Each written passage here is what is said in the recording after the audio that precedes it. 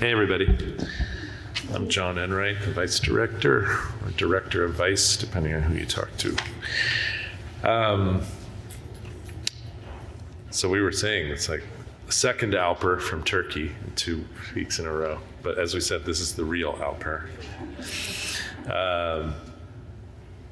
I'm pleased to introduce our speaker tonight, Alper Aytaç. He was born in Istanbul, Turkey, where his office, Aytaç Architects, was founded in 2005. In addition to receiving several international architectural awards, he exhibited at the Venice Biennale in 2014 after winning the Yenikapi Transfer Point and the Archeo Park International Competition. I believe that one was with Peter Eisenman in 2012. He was selected by the Chicago Athenaeum as one of the 40 most talented and promising architects of Europe under the age of 40 in 2014. And his Golden Horn Library in Istanbul won the Architizer Plus Award in 2021.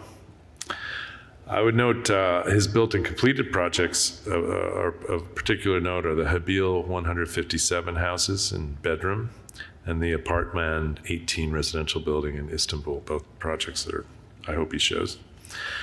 The firm's also designed a series of cultural projects, including the Devrim Erbil Museum in Bodrum, the Esenler Kültür Merkezi in Istanbul, and an exhibition center in Seoul, Korea.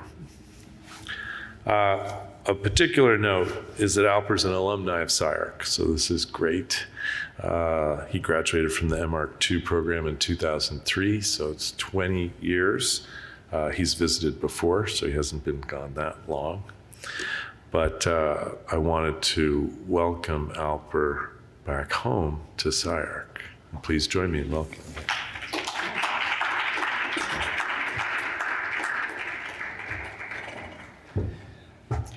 Thank you very much for the warm welcome. It's great to be back at SCI-Arc after 20 years. My wife and I were just talking about this, really 20 years since Thesis, and it just kind of gave me a midlife crisis vibe. But as soon as yesterday, we just wanted to grab a bottle of beer from across the street from our hotel, but the bouncer asked us ID if we were over 21. That just gave me a really good feeling that at least I can postpone the midlife crisis vibe for a little bit, for a few years later. Thanks again for inviting me. It's a really great honor to be here. Today, actually, I will go through my journey since SCI-Arc after graduation from here. I will present 7 projects that deals with building as the extension of topography by pleating and motion. Those have been my main themes throughout these years. I will first go through actually some of the experiments that I did on Thesis, because I just realized that I've been doing the same thing over and over for all these years. So I thought it would be a good idea to show at least the experiments, not the project itself. I was always interested in these pleats, Turkish pleats. I started with, of course, reflecting back to where I am from. I was interested in from square to circle, for example, from a square plan to a circular dome, there are these, they're called the Turkish triangles. Turkish triangles, they animate the space. They are the transitional pieces that really interested me. I'm always interested in the dynamic mobile instead of static. So I could see these in the Ottoman religious architecture. For example, you can see the column capital, or you could look at the Çifte Minare stalactites. Those are the entry portals where from from a surface to it becomes a concave form by these pleated surfaces, you can experience that. And I was always like modeling these in 3D to understand the genetics of it. And you can also see that this is not only Turkish thing. I was going through the intercultural variations of it. You can also see it in Yokohama Port Terminal ceiling, these pleats. Then I was going through Baroque pleats, like Bernini's, and I started modeling these things. I mean, you have to imagine 20 years ago, even the modeling software was so new. To be able to model these things was also amazing at the time. Then from there, I started to do my own experiments, these pleat experiments. Basically, what it is you heat beeswax and then pour it on water, and you start to figure out these pleated forms. And these interesting things that you have some control over it, but not really. I mean, it is a dynamic process of how you pour it, what the temperature is. Then I would basically get, what do you do with that? You could get a mold and you can pour epoxy, and then I could cut these things, digitize them, and start to figure out these pleat catalogs. I made these pleat catalogs. I would be cutting through them, I would digitize them, I would model them, and then use them in my thesis project. I mean, what I was interested in get these the scale-wise, I was always interested in inhabiting these things. Like, what would be like to inhabit? I mean, my thesis project was about a port terminal in Istanbul. I'm not going to get into that, but you will see when I went back home, I started with an office space that was quite small. Basically, 380 square feet box-like space. This is my first commission.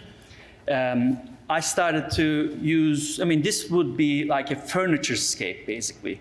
It still didn't really have a relationship with topography, but this was like the beginning of something. It was an interior space, but I was actually thinking of a bigger scale project. This was my prototype thing that I could experiment. So the project is it's one single space, and I would basically divide this space into two. One would be the reading, the second would be basically the study space.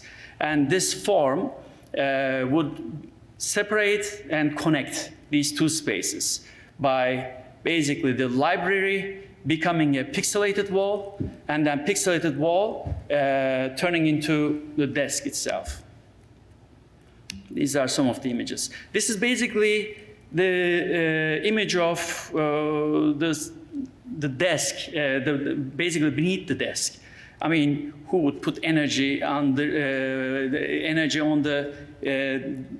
underneath of the desk? I was putting this energy because I thought this was a bigger scale project for me. This could be a building, this could be an urban project, and I was just basically prototyping. And luckily, this project was published in Interior Design, and ironically, they call the title Pleat Please, which is Ismiyaki's fashion line. And this kind of gave me a confidence to do a bigger scale project, because in the beginning they don't take you seriously. Even this office space, for me it was such an important project, but for a lot of people it was just an office space. But when it got published and it was on a centerfold, they start to take you seriously, so which was a really good thing. The second project is my first basically built project, built in terms of in a building scale. It's called Hebil 157. It's located in the southwest of Turkey, in Bodrum. Bodrum is the Côte d'Azur of Turkey. It has been a small fishing village in the past, but it's a home of one of the seven wonders of the world. Mausoleum of the Halicarnassus was there. You can't find, I mean, there are just the foundations left there, but it was there. Herodot was from there. And then 50 miles north, you have basically the beginning of Western civilization, Milet, Priene. These are the cities that are known for the first philosophers, basically. I mean, it's such an amazing place to go around. So these are some of the images from the town, let's say, Bodrum. It's filled with white stucco box-like buildings. That's basically the building code. You can either paint white or you have to use natural material.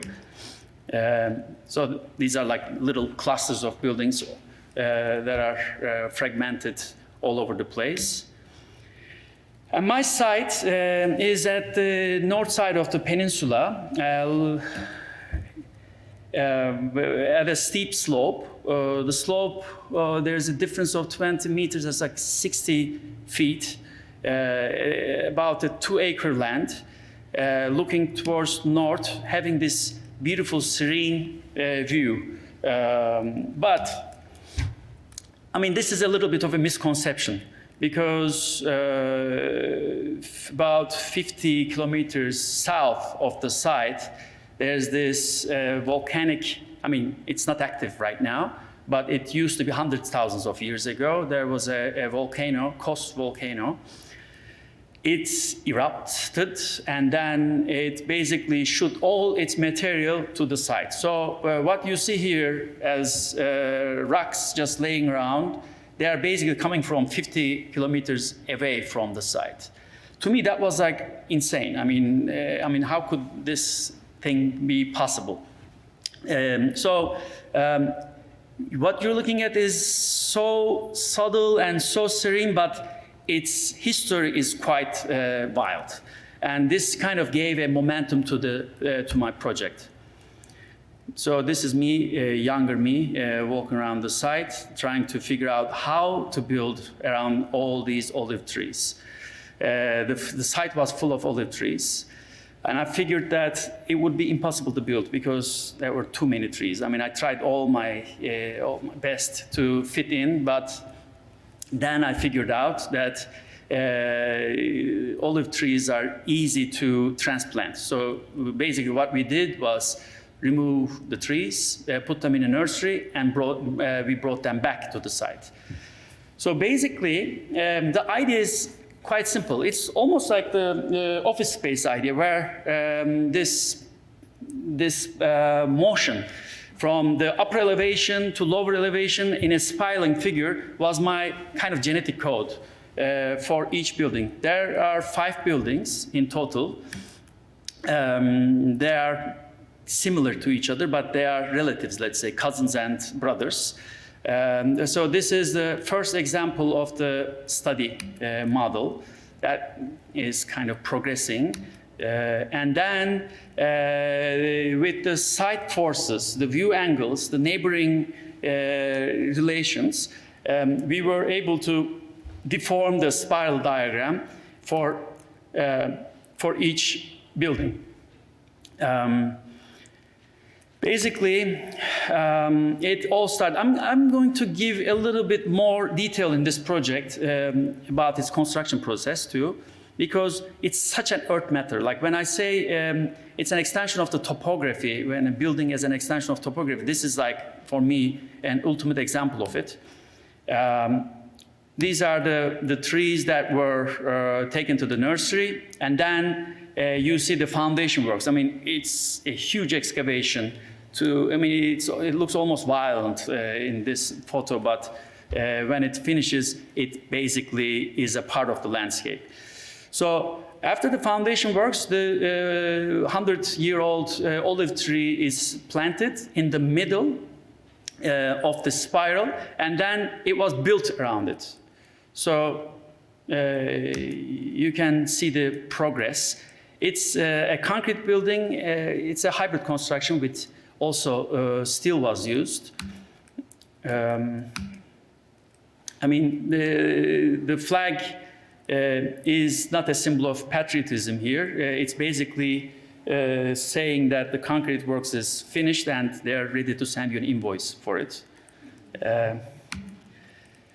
As you see, these folded, these pleated shapes, we were able to do in a remote, I mean, it's an area where construction is difficult it's difficult to construct, but we were able to find boat manufacturers. Since it used to be a fishing village, they still have the tradition of building yachts and boats. So we were able to share digital information with these people. And we were able to build these steel walls, basically sharing Rhino files in Bodrum. These are some of the study models for the interior staircases that we did. Then we would digitize it, and then right away we would basically construct them. This is actually in the office space. There was a pixelated wall. This pixelated wall is now impregnating this project too. So some of these things are coming with me through these years. And here it's basically this wall is looking into the center of the spiral. The balustrades also have these pleated forms, and they are trying to point at one direction, like they are triangulating. And the glass balustrades, they also have these pleated forms because there's a transition from one angle to another angle, as you see right at the center. This was such a pain to make it, actually. If anybody wants to fold glass, like I would really suggest to fold it perpendicular to its edge when you do a diagonal fold. I don't know how many we broke, but I mean, I would think twice to do this again. When I was a student, I think Eric Moss has a problem with umbrella thing. I should have asked him maybe at the time, but I wasn't aware of that. Undulations that are actually defects. So this glass is probably didn't make it to the job site. So all this excavated material were reused at the site. So since this has been all volcanic stone, it's actually pretty good to hammer it, to put it in shape. So we basically reuse these. On the ground, they could make a 17 by 17 square, like a pebble stone. And also on the walls, they could basically shape it to our specs.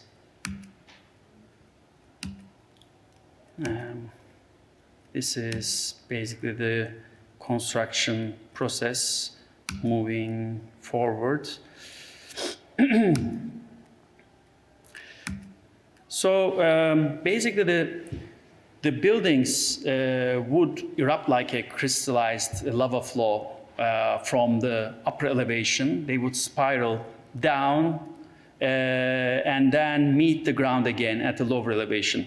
So these are some of the transitional pieces where the ground needs to become a hard surface. And basically landscaping and decking would need to somehow meet. So I need a landscape architect.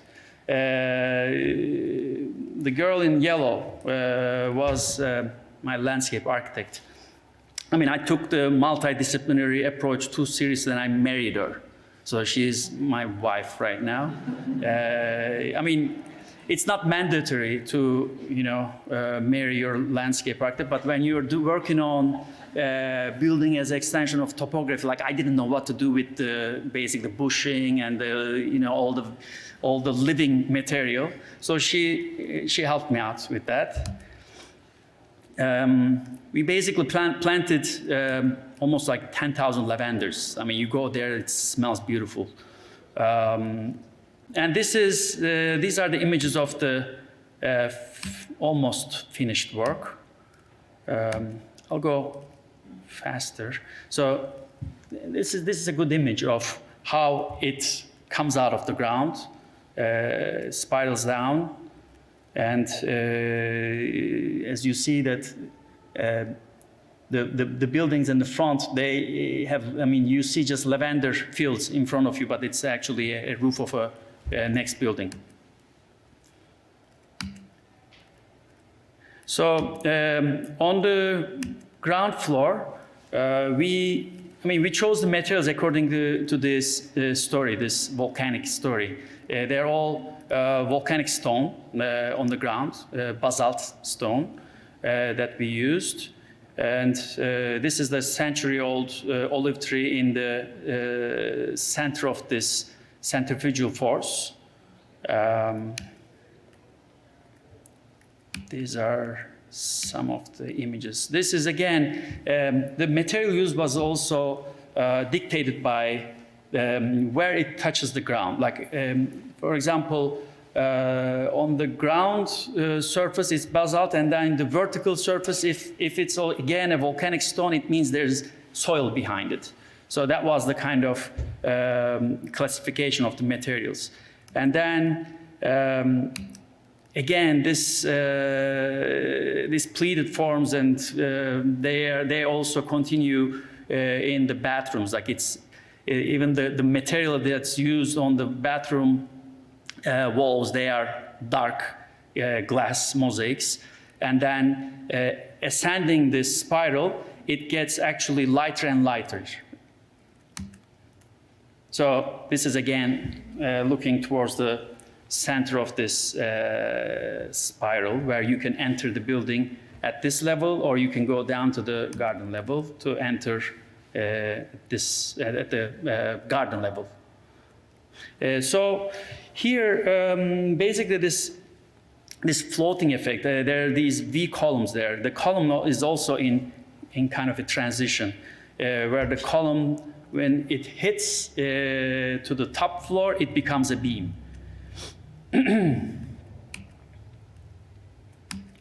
So I will go fast forward a little bit.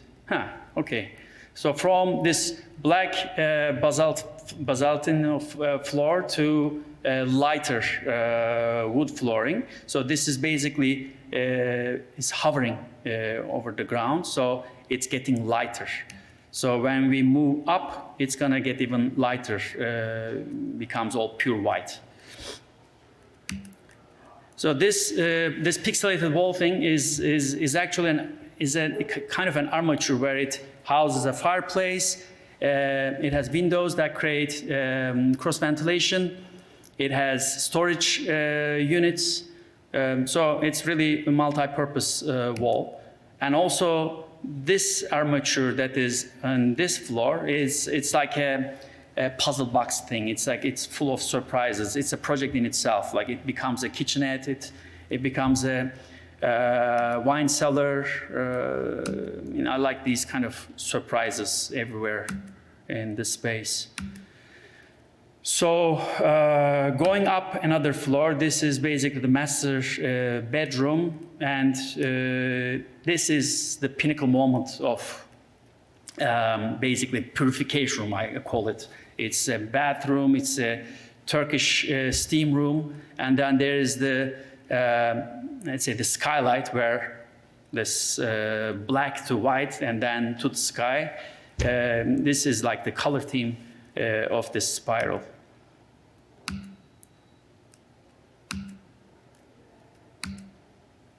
And lately, the project was featured in one of the series in Turkey. It kind of infiltrated into pop culture. It's a show similar to Sopranos, like a mafia series. It is called Assassin's Son, I believe. And there's like a scene from that I want to share.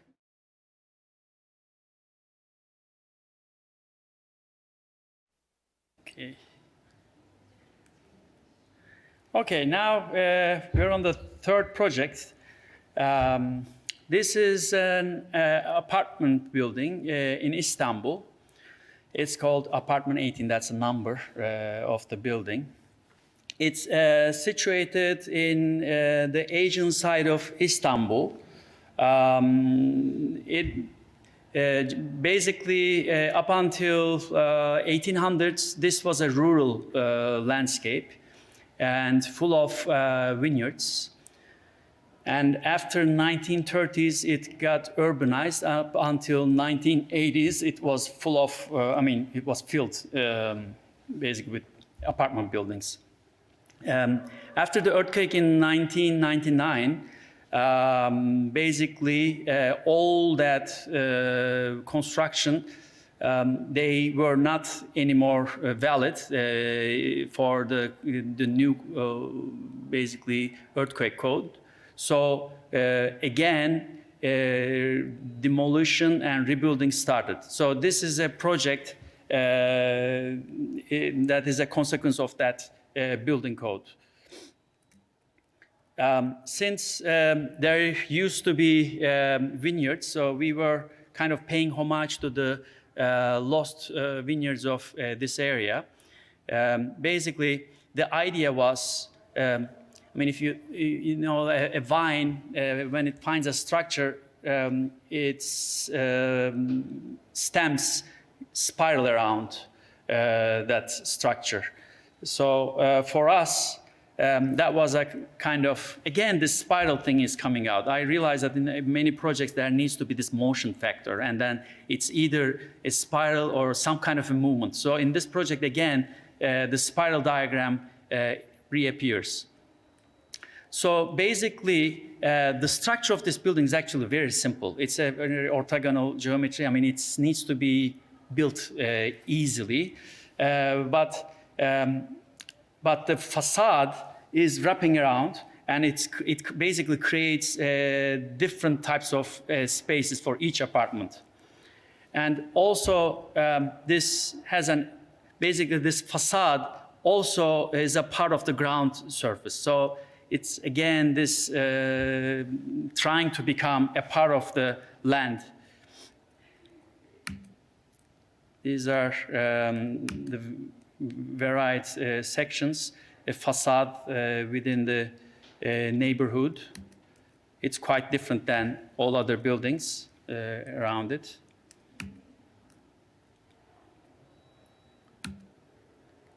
So you kind of get a glimpse of the garden in the back. It's a roof garden. And basically, there's a car park under the roof garden. And it's actually quite nice to be there. It's with Acer palmatum trees.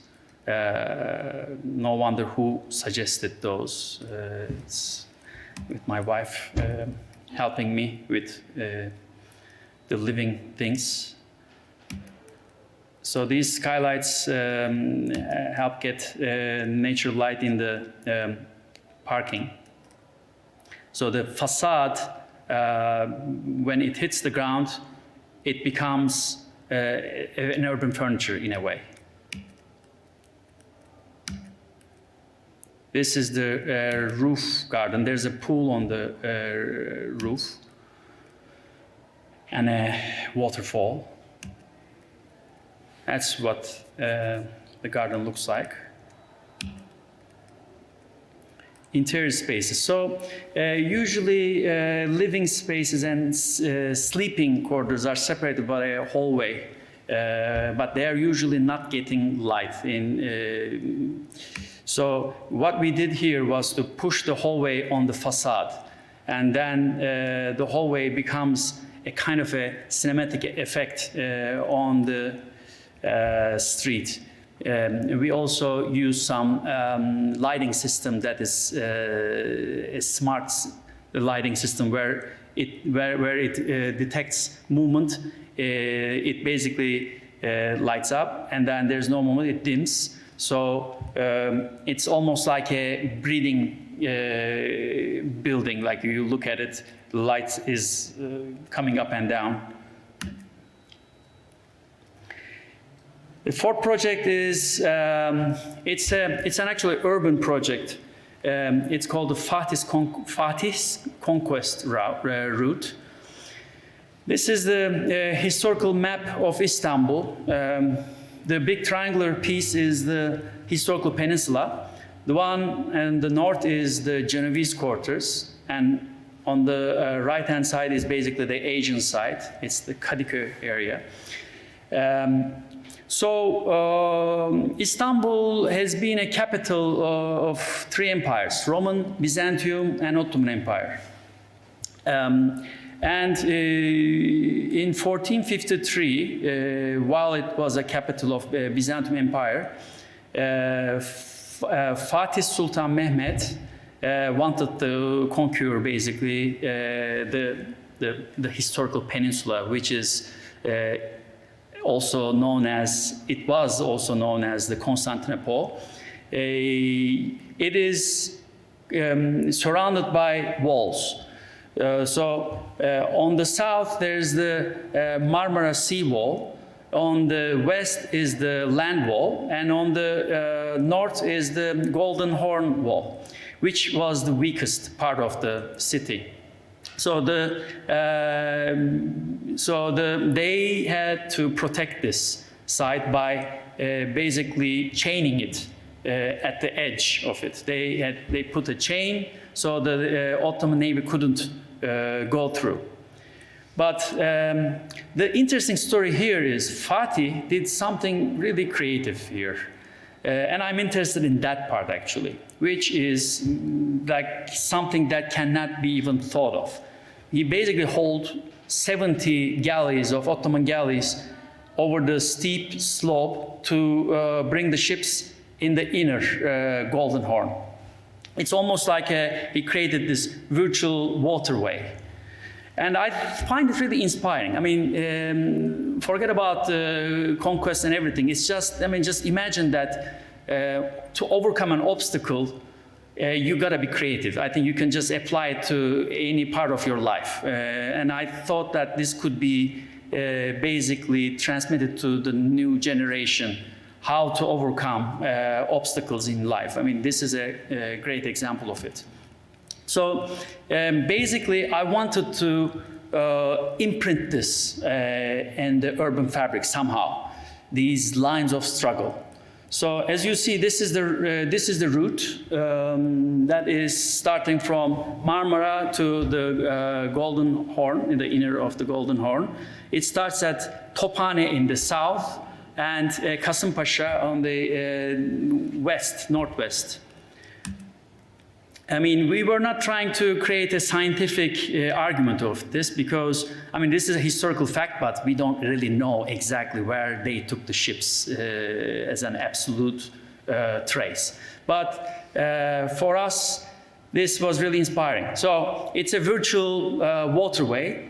And then how do we revive this thing? How do we make this an inspirational thing for the future generations? So basically, we wanted to bring the theme of water throughout this route. So we found out the fountains, existing fountains on the route, and then we wanted to add few more. So it starts at Tophane.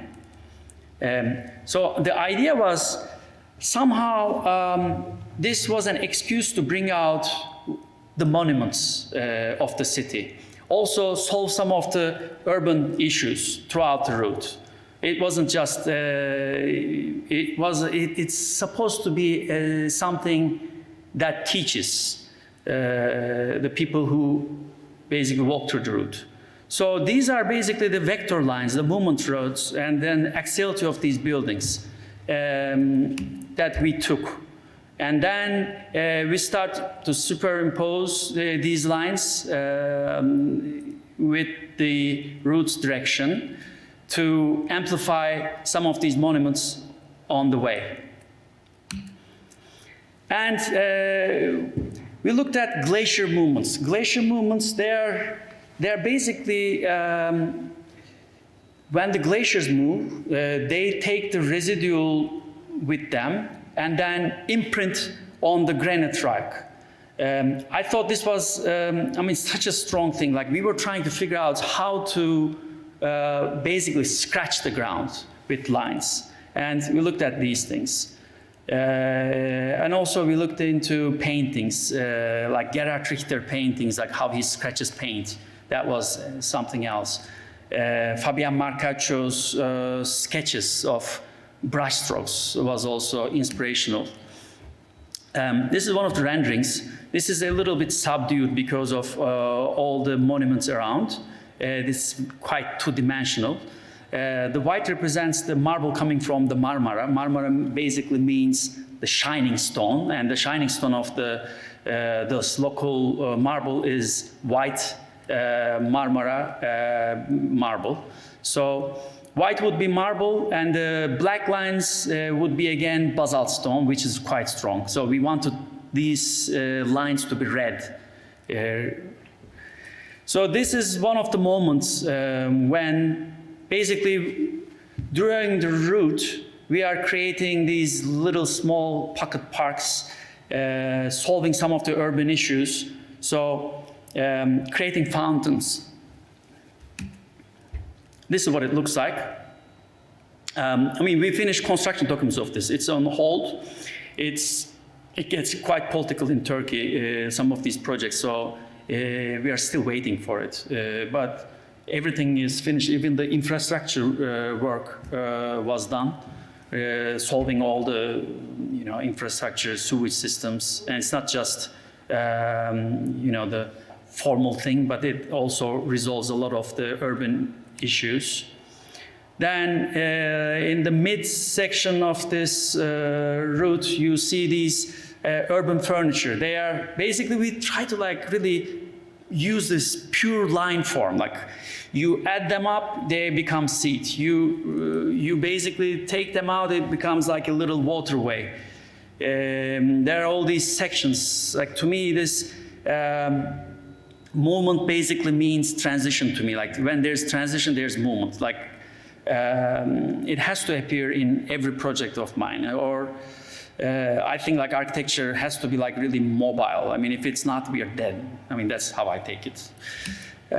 So these are some of the moments from the streetscapes. There are these, sometimes these lines become just, they're just showing you the direction, how to go through the road. Sometimes they become really smart, giving you, basically highlighting a monument. I'll go fast. And then they end in Kasımpaşa, looking at the 7 hills of Istanbul. The 7 hills is going to be important in the next projects too. I'm a little bit obsessed with this because Roman towns are basically created on 7 hills.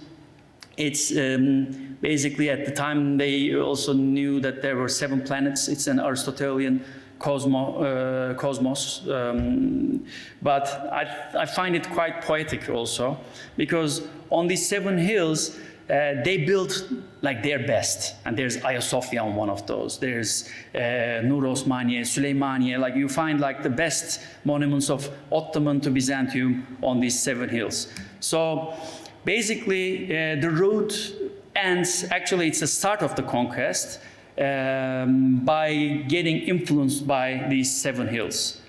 So it becomes a landscape form with basically deforming into those 7 hills of Istanbul. And this is as three-dimensional as it gets, these lines, because this is where it all starts. Okay, the next project is again on the Asian side. I'm like moving basically back and forth, Asian and the historical peninsula, the European side. This is again probably a block away from Apartman 18 project. The client did really like the project I showed. He thought it was like an architecture of the 21st century, so he wanted to have a similar building. But of course, it can't be a similar building. It has to have another kind of a story. And also a different kind of a building code, because this is a taller building. It's 15 stories high. For example, in that Apartman 18 project, there were cantilevers that we could push in and out, about 4 feet of cantilevers. But when you go higher, they don't let you do cantilevers because of this earthquake code thing. So this is another story. So we basically, since this was from 1900s, it became urbanized. They are urbanized in a grid pattern. So this Bağdat grid, and then the building starts on the Bağdat grid, but with the torque movement, again there's a movement, it gets distorted to look into the south to the Prince Islands. Since it's a taller building, it has good views to the sea. And this is the process that we went through. Basically, we took some ideas from these citrine crystal geodes, where you see these yellow porosity, and then inside there's this crystal, white crystal. So we took these as references in the building. This time though, with the topography, there's like a kind of a disconnection with the reflective pool on the ground floor. We tried something else, like how could this piece of rock could stand alone, separated from the landscape this time. But going up the floors, it also folds, and then it starts to turn towards south to have the view, and also it's kind of like a the plant. What is the plant called? Sunflower. Sorry, sunflower. It's like looking towards the sun.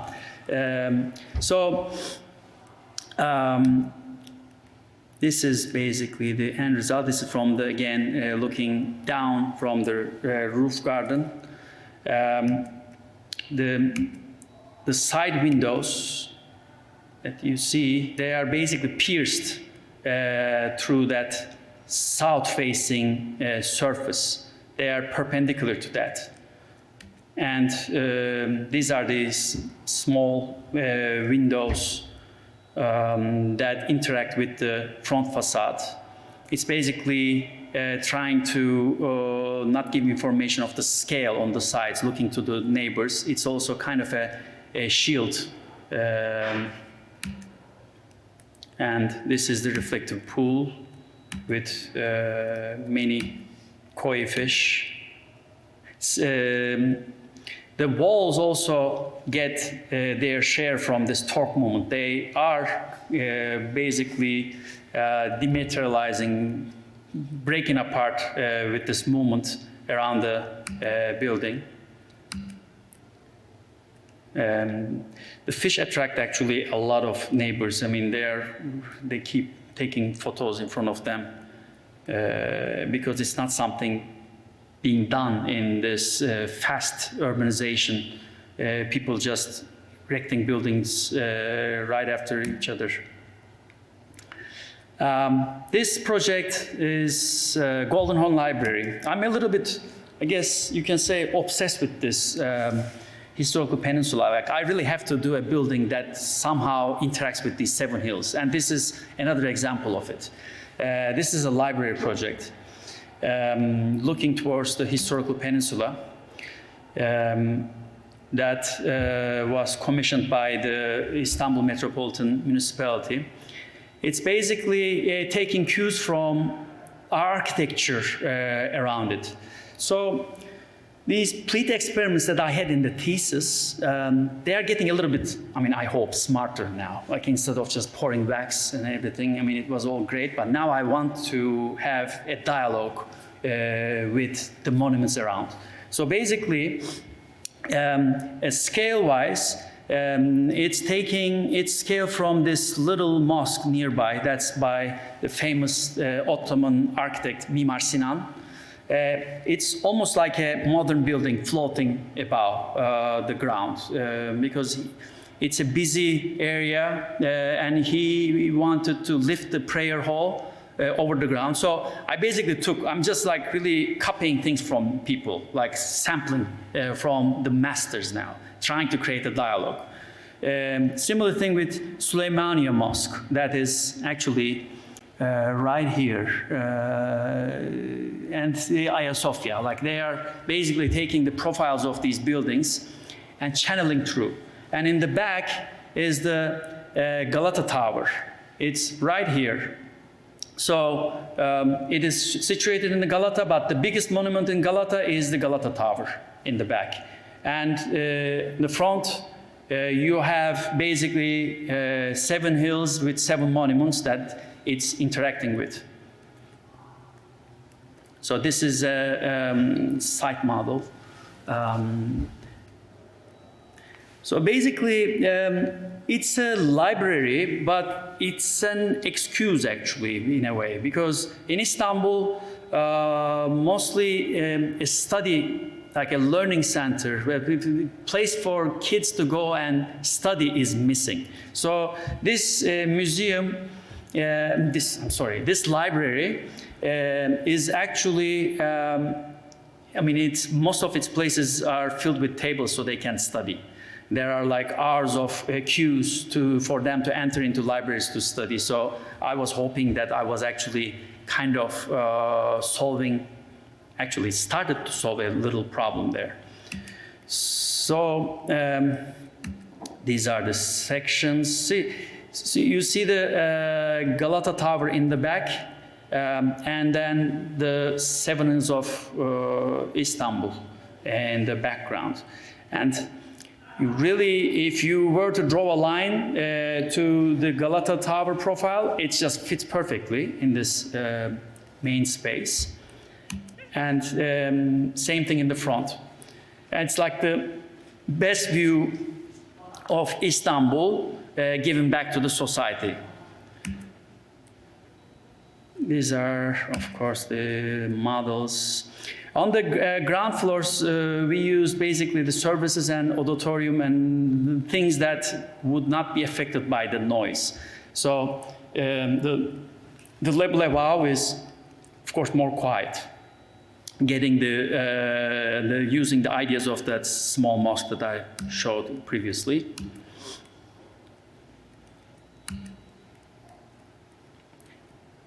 So this is, again, a building that deals with topography. It creates its own topography, but by the culture. So instead of funneling all the energy to itself, it's trying to radiate it to the city. So it's a kind of like in-between or state of a building. It gives you the knowledge of Istanbul. I mean, it's a kind of I was hoping that it could be an educational piece. You go in there, you're studying, and you look at the shell of a roof, and you could follow the monuments of Istanbul through this experience. So basically, the roof is also the center of knowledge of Istanbul. And the last project, I hope I'm okay with timing, but it's a project, again, going back to Bodrum. Devrim Erbil is one of the most famous living painter and artist in Turkey.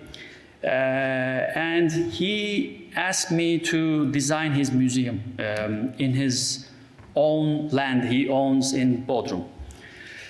So what we went through was to basically I tried to understand the topography of his mind, like how he paints.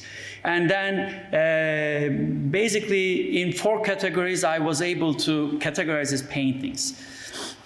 One is the idea of the tree, 2, the doubles, the cityscapes, and the rhythmic vibrations. Like he always does this. Sometimes he hybridizes some of them together. There are cityscapes with rhythmic vibrations, the tree superimposed on a cityscape, so he does this game. But it's usually, it's kind of like, I mean, I really love doing this museum for him because his paintings are really great in a sense that they are always little pieces creating a whole. Somehow I wanted to get his types intertwined with the physicality of the site. So this is the site and the museum on it. It's basically, I wanted to keep the same language of Bodrum, those stucco white buildings that you saw in the beginning of the presentation. I wanted to somehow take a piece of the urban fabric and bring it back here, but with, of course, a little bit of spice. Usually, in the city centers, in the city centers, there's like a Duomo, or in an Islamic square, you have a mosque with a dome. So there's this circularity that I was also interested. So the spiral comes back again to basically give a momentum to these pieces, because I did not want to create a monolithic museum for him, because his paintings are always made of fragments. So it would be a museum, the whole is basically the sum of its parts. So on the right-hand side, this is his residence, basically. He lives there. So the museum is on the west. So the entry, between the entry and his house, there's an axiality to it, kind of like in his tree paintings. So this land is a tangerine garden. So you have all tangerine trees filled with it.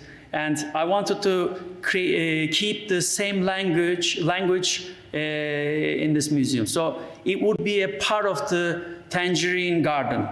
It would, and then also bring the rhythmic vibrations that he does in his paintings on the ceiling. So on the ground floor, there is less of an impact. As you see, there's only the number 2 is like the temporary exhibition space. There's a cafe and a small gift shop with a workshop area. And the museum spaces are basically above ground. There's also the flood risk here, so that's also one reason. So you would come from the side, enter into the square, and you could either use the ground floor facilities, or you can take the spiral and go up, basically, and then move through rooms.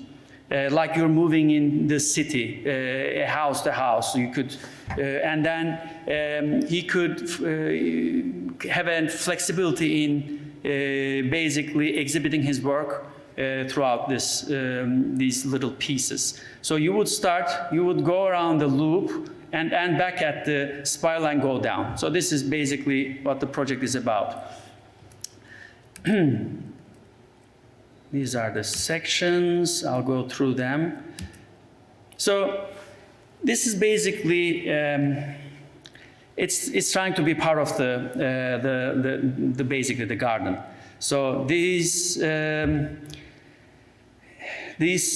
volumes are actually quite simple. They're like tabletops, and then the structure is so simple. But when they are put together, it creates this complexity.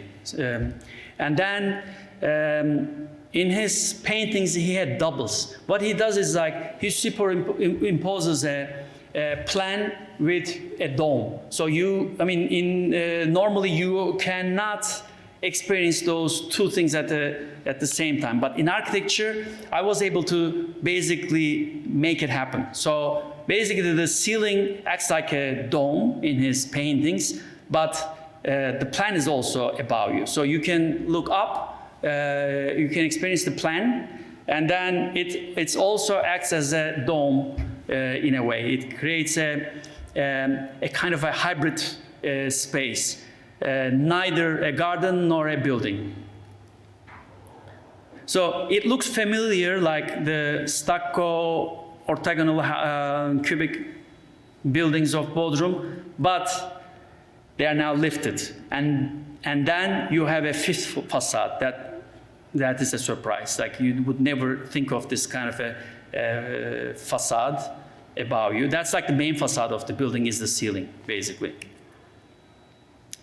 This is the spiral that starts the game. Here you have these, you can see that continuing the spiral, you have these punch holes. This is basically star sign. He has a Virgo star sign, so that's the only exception that we have these surface.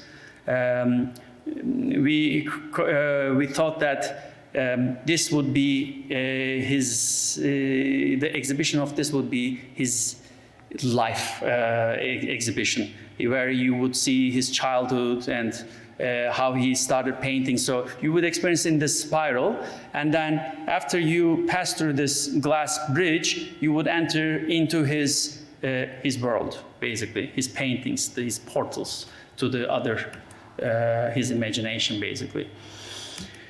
And it ends with his stained glass work, where it is his lens to the outside world. So we kept it in a way that behind the stained glass, it's the only time that you see the location that you've been to. Like you can see outside. Right after you pass this ramp, you go down and you can look outside and see the view. But you first see it through his stained glass lens. And then after you see the view outside, you go out and find yourself back at the spiral. These are the study model that we worked on. It's the ceiling. So in the beginning, I started with the pleat experiment, and now we are basically back here with an updated version of a pleat, and that's where I want to conclude my presentation. I think in the next two projects that are not here, we got even more colorful. I even get influenced by April's Instagram feed too, that the colors are like really affecting us quite strongly. So the next few projects we have gone a little bit too far with the surface treatment that is becoming even more interesting, I think. But I would like to conclude here, and thank you very much for listening to me. I appreciate that.